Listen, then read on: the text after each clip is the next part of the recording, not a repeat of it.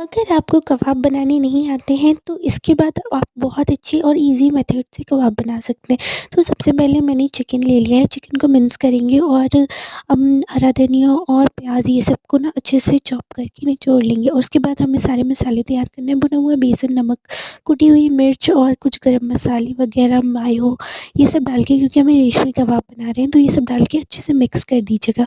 और फिर सीख कबाब बनाने के लिए मैंने एक ज़िप-लॉक बैग लिया है। ज़िप-लॉक बैग में बहुत ईज़ी तरीके से ये बन जाते हैं।